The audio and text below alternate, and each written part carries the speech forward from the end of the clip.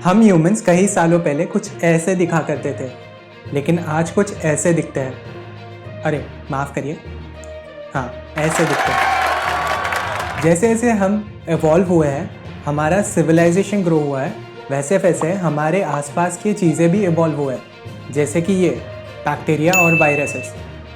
पूरी दुनिया में आज हम 7.8 बिलियन हैं।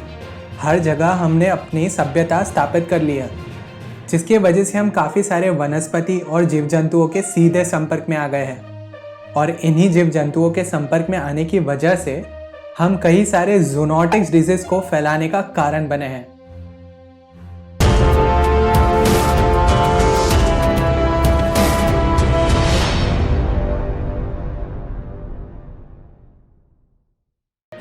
नमस्कार दोस्तों, मेरा नाम है अनिश और आज हम 3 ऐसे खतरनाक फैली महामारी के बारे में बात करेंगे जिसने मानव सभ्यता को हिलाकर रख दिया।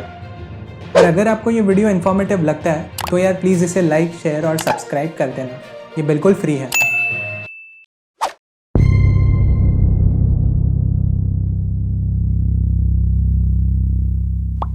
(541) में इस बीमारी की शुरुआत बीजेंटाइन एम्पायर के कैपिटल कॉन्स्टेंटिनोपल में हुई थी। कहा गया है कि इस आउटब्रेक की वजह थी इजिप्ट से आने वाले इन्फेक्टेड रैट्स और फ्लीज। अपने सिटीजन्स का पेट भरने के लिए इजिप्ट से ढेर सारे फूड ग्रेन्स मंगाए जाते थे।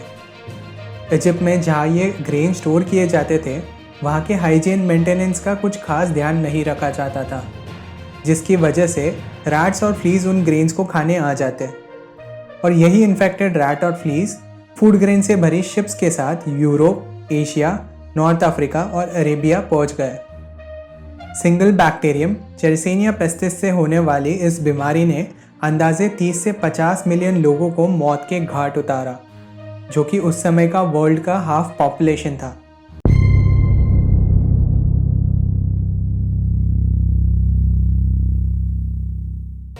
क्वारंटीन का मतलब तो आज सबको पता है, लेकिन इसकी पहली शुरुआत 1341 कॉमन एरा में हुई थी, जब फिर से यूरोप पर ब्यूबोनिक प्लेग का हमला हुआ था, जिसने 4 सालों में करीबन 200 मिलियन जानें ली। इसको ब्लैक डेथ इसलिए बोला जाता है क्योंकि इस बीमारी के संपर्क में आते ही बॉडी का कलर एकदम से ब्लैक हो जाता था। इस प्लेग के फैलाने के पीछे का कारण भी शिप में फूड ग्रेन्स के साथ घूम रहे रैट्स और फ्लीज थे। क्योंकि ये बीमारी शिप में काम कर रहे लोगों को अफेक्ट कर रही थी और फिर उनके थ्रू बाहर ट्रांसमिट हो रही थी, शिप जैसे ही पोर्ट पर पहुंचती, शिप पे काम करने वाले लोगों को 30 दिन तक वहीं रहने को कहा जाता। इस लॉ को वेनेटियंस ट्रेंटिनो कहते थे। बाद में वेनेटियंस ने इस फोर्स आइसोलेशन को 40 दिन तक एक्सटेंड किया, जिसे वो क्वारंटीनो कहने लगे।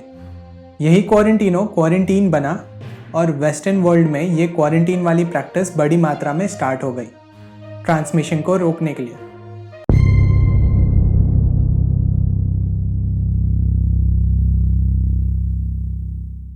यूरोप तो जैसे प्लेग का एपिसेंटर बन गया था।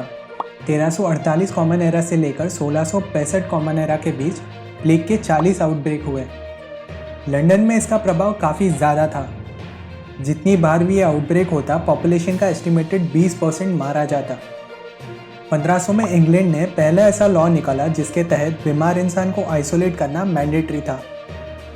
इस दौरान बीमार व्यक्ति के घर के बाहर घास की एक गठरी लगा देते थे, और यदि कोई बीमार इंसान के घर का सदस्य बाहर जाना चाहता हो तो उसे अपने साथ एक सफ़ेद रंग का पोल लेकर जाना पड़ता था। लोगों का मानना था कि कुत्ते बिल्ली इस बीमारी को और फैला रहे थे, इसलिए हज़ारों कुत्ते बिल्लियों को मार दिया गया। 1665 का प्लेग आखिरी और सबसे खतरनाक था, जिसने सिर्फ 7 महीने में 1 लाख लोगों की जान ले ली। मानव सभ्यता पर इन महामारियों का आक्रमण यही ख़त्म नहीं हुआ।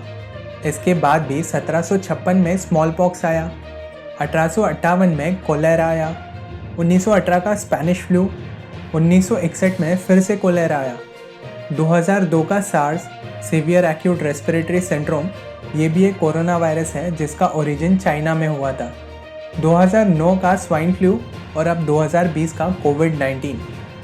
ऐसे महामारियां तो आती रहेगी जब तक हम प्रकृति के साथ छेड़छाड़ करते रहेंगे।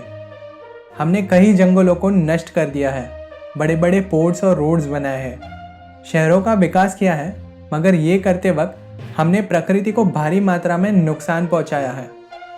हम दुनिया भर में वन्य जीवों का व्यापार करते हैं जैसे वो कोई वस्तु है, उनके जान का कोई मूल्य ही नहीं। प्रोटेक्ट द लैंड 2018 के रिपोर्ट के अकॉर्डिंग हम फिलहाल पृथ्वी के 15% भूमि और 7% सागर की सुरक्षा कर रहे हैं, लेकिन इतना काफ़ी नहीं। रिसर्चर्स का कहना है कि हमें पृथ्वी के करीबन आधे हिस्से को प्रकृति को सौंप देना चाहिए और बाकी आधे हिस्से का जिम्मेदारी से उपयोग करना चाहिए। इसमें प्रकृति और लोगों का दोनों का फ़ायदा है। उम्मीद है इस वीडियो में आपने कुछ नया देखा सुना होगा।